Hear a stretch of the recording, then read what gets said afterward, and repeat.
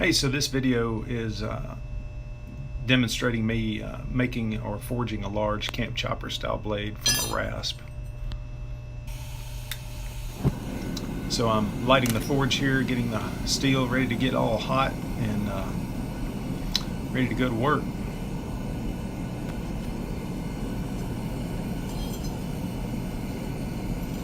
So the first thing that we got to do is work the tip down. So this is a camp chopper style blade, but it's also kind of like a Bowie style knife as far as the profile is concerned. So with any Bowie knife, you're going to work the tip in reverse. So this long tip that I'm working now is going to become the clip point on the back side of the blade. So the edge of the steel that's laying on the anvil there when I turn it up is actually the cutting edge, not the other way around. So when I start working the bevels here in a minute, you'll see how the blade will start to curve and banana out.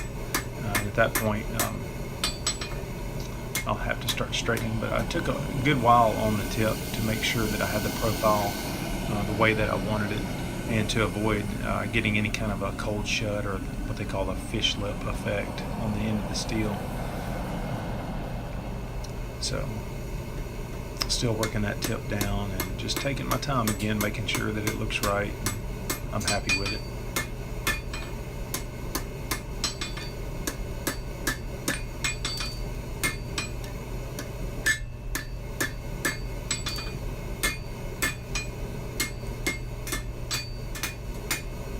So once I have the tip the way that I like it and I'm satisfied with it, I start to refine that shape and flatten that area out, make sure that it's all even. The blade is a good even thickness, and that I have at least some of a taper there.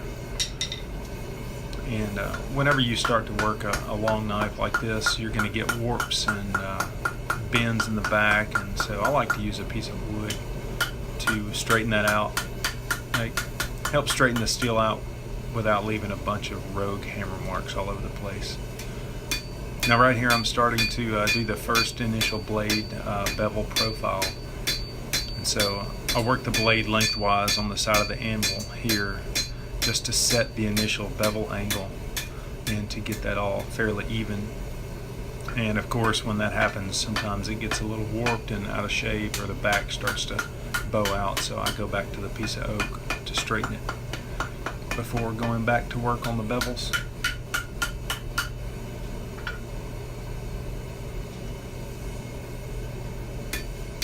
Again, all this time that I spend on the bevels here just means less time at the grinder, so I'm a big fan of forge work and making sure that you do as much as you can on the anvil, because you know, sanding belts ain't cheap.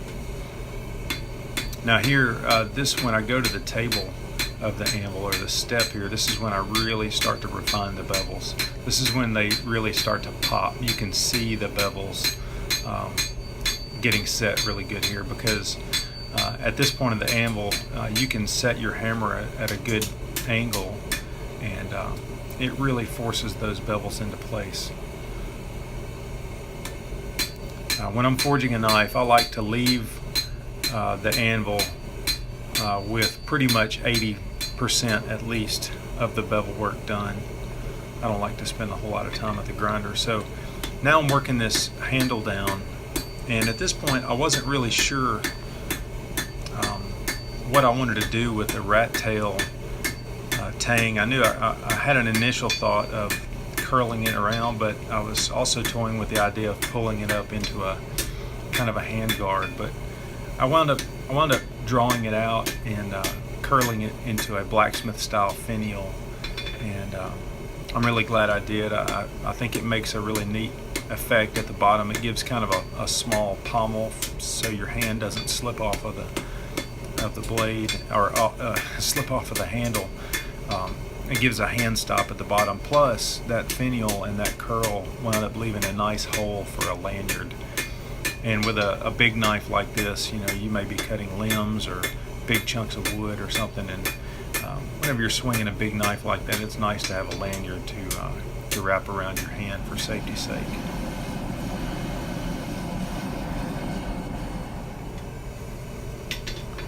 So again, I'm just refining the handle area, trying to make sure that I get this nice and flat, so that the handle scales, when I go to put the handle scales on, I don't have a whole lot of gaps between steel and the handle material.